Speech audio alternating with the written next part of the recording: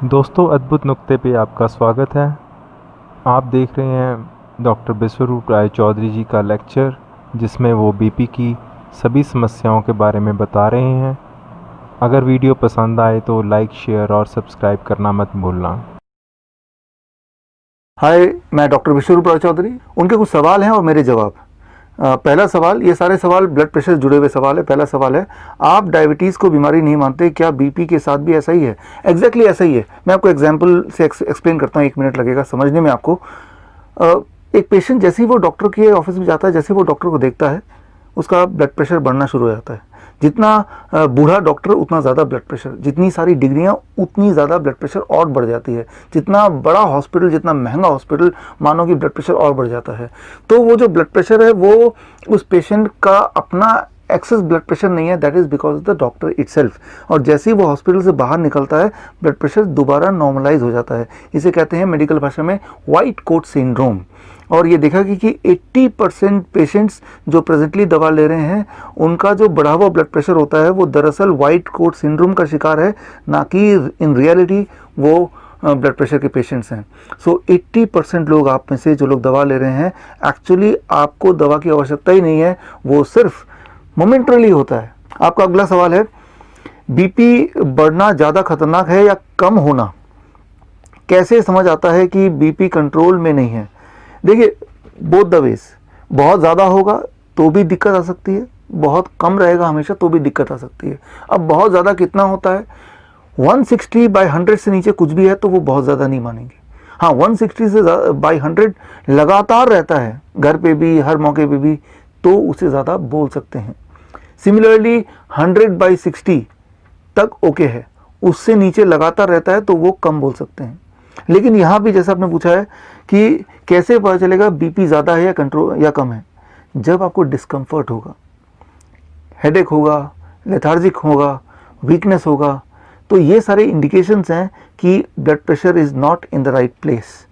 सो अगर कोई सिम्टम नहीं है तो जो आपका ब्लड प्रेशर है वो आपके लिए ठीक ब्लड प्रेशर है, need not to worry about it. आपका अगला सवाल है, रिसर्च कहती है कि मोबाइल फ़ोन से भी बीपी बढ़ सकता है। आपके अनुभव से क्या सचमुच ऐसा होता है? डायरेक्टली ऐसा नहीं होगा, एक दिन में ऐसा नहीं होगा। इनडायरेक्टली लॉन्ग रन में मोबाइल यूज़र्स के बॉडी में ट्यूमरस ग्रोथ होने के चांसेस बढ़ जाते हैं, और जब जब ट्यूमर बढ़ते आएंगे, आपके बॉडी में ज़्यादा होंगे, तो उससे इनडायरेक्टली ब्लड प्रेशर भी बढ़ेगा। सो ब्लड प्रेशर का बढ़ना कोई बीमारी नहीं है, वो सिम्टम ज़रूर हो सकता है कि बॉडी में कोई नेगेटिव बदलाव आया है। आपका अगला सवाल है, किसी को बीपी की परेशानी हो तो उसे सबसे ज़्यादा किस चीज़ से डरना चाहिए? 2 चीज़ों से। पहला सॉल्ट, वाइट सॉल्ट, और दूसरा तेल। ये 2 हैं आपके सबसे बड़े दुश्मन। ये दोनों चीज़ आप कम कीजिए, छोड़ दीजिए। बीपी अगर है भी, पहली बात तो मैंने आपको बताया, 160/100 लगातार रहना, हर सेटिंग में रहना, उसे आप बीपी मानेंगे।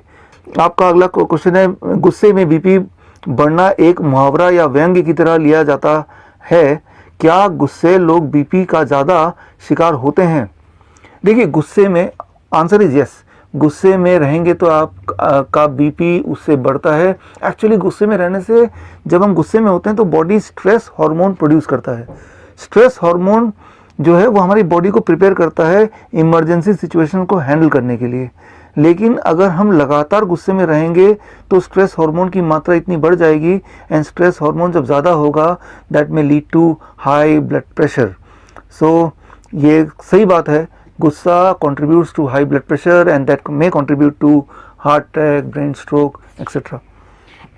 आपका अगला सवाल है, ज़्यादातर माना जाता है कि 120/80 बीपी हो तो आप सेहतमंद हैं, लेकिन कुछ एक्सपर्ट 160/100 को भी सही मानते हैं।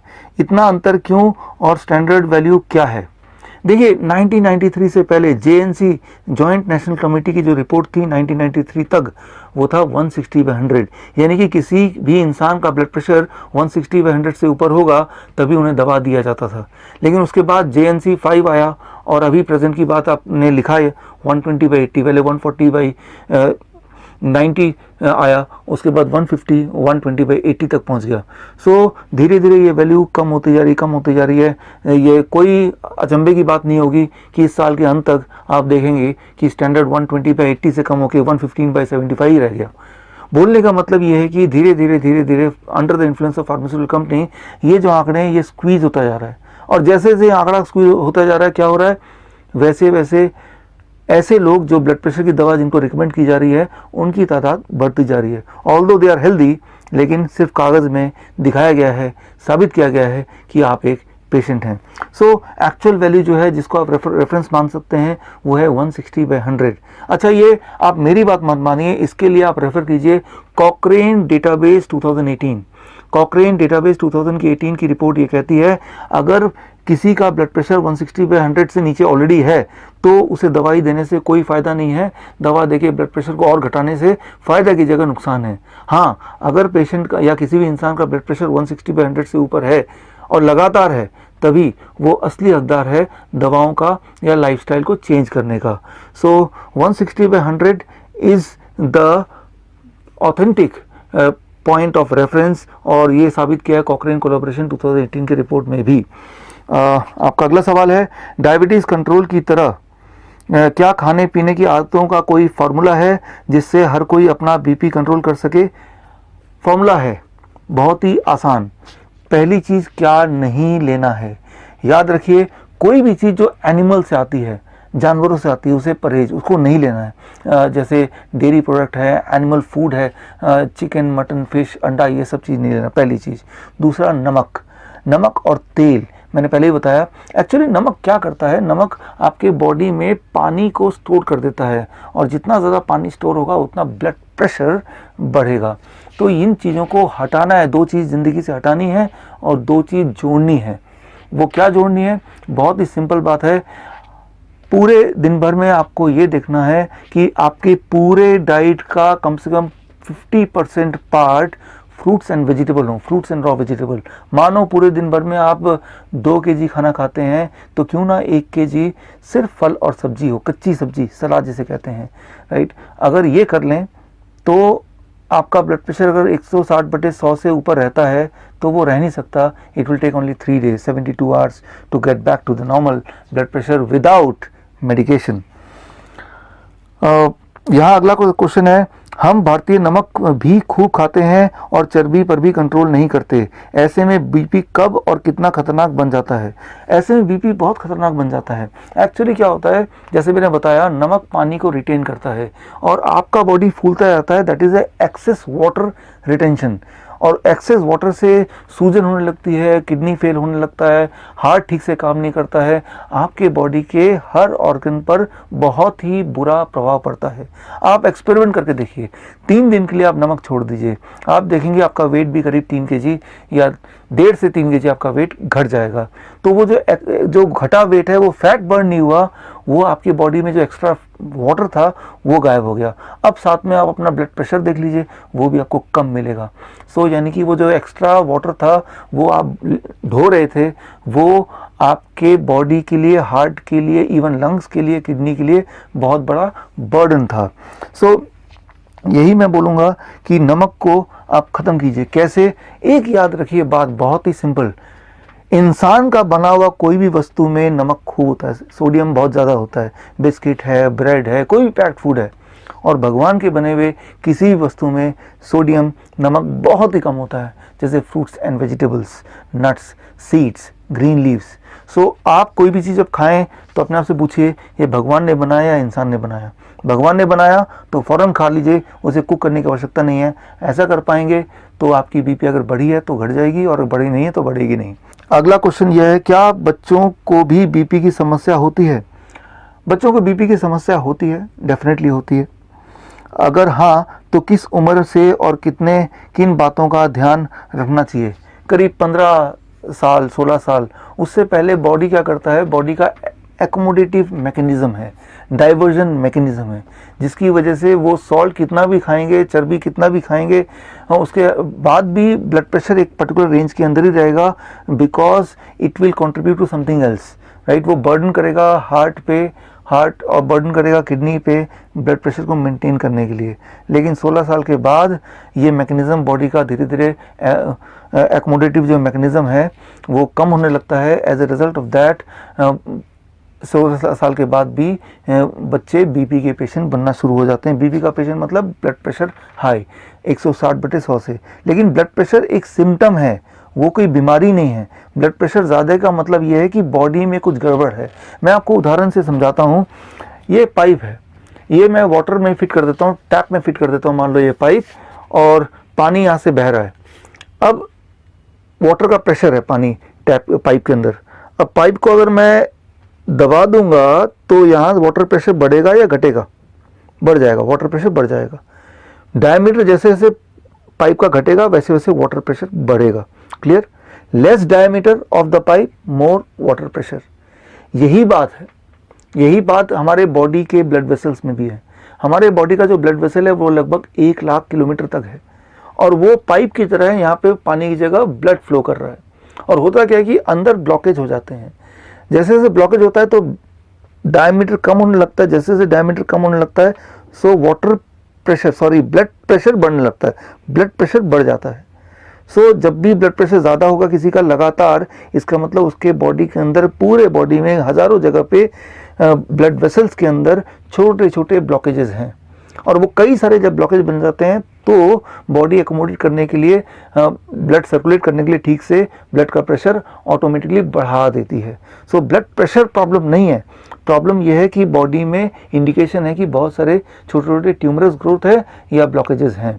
सो अगर आप दवा लेके ब्लड प्रेशर को घटाएंगे भी तो भी जो मेन कॉज है, कॉज तो ब्लॉकेज है, वो तो वहीं का वहीं है। तो कॉज वहीं का वहीं है, यानी कि आप जब भी दवा लेते हैं ब्लड प्रेशर घटता है, but at the cost of making you more सिक।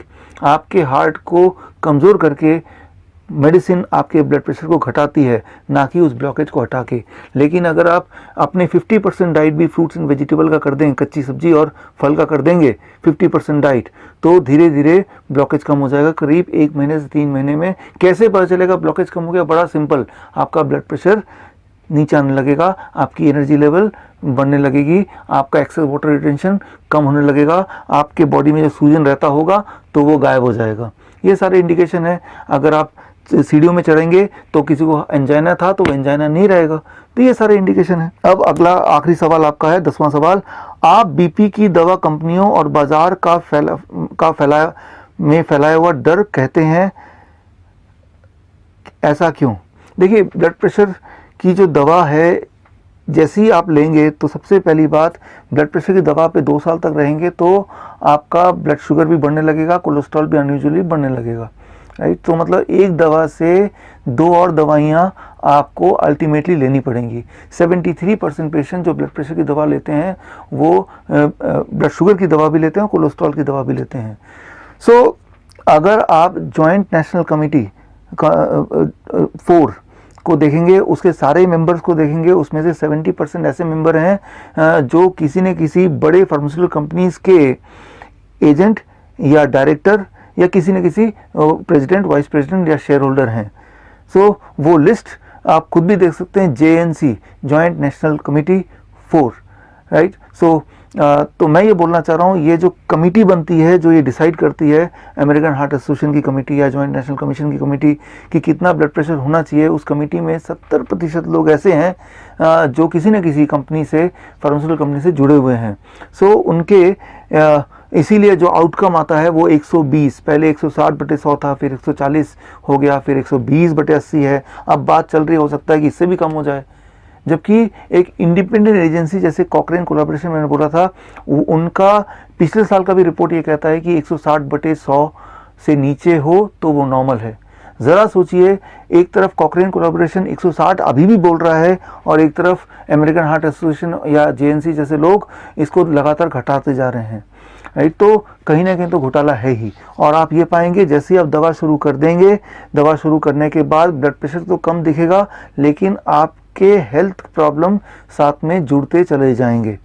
क्योंकि याद रखिए, ब्लड प्रेशर अपने आप में कोई बीमारी नहीं है। ब्लड प्रेशर तो इंडिकेशन है कि कोई बीमारी आपके बॉडी में है, कोई ब्लॉकेज या ट्यूमर है जिसकी वजह से बॉडी ने अपनी ब्लड प्रेशर को बढ़ा दिया है।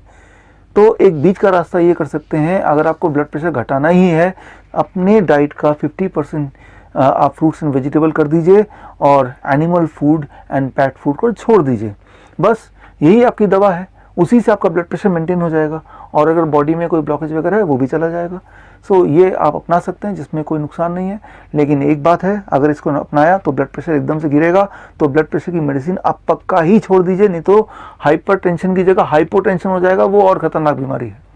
सो मेरी ये सलाह है कि आप इस डाइट पे आइए, ब्लड प्रेशर ड्रॉप करने लगेगा पहले 2-3 दिन के अंदर, तो दवा को आप एकदम छोड़ दीजिए, नहीं तो और ख़तरनाक हो जाएगा। With this I conclude the answer to all this questions.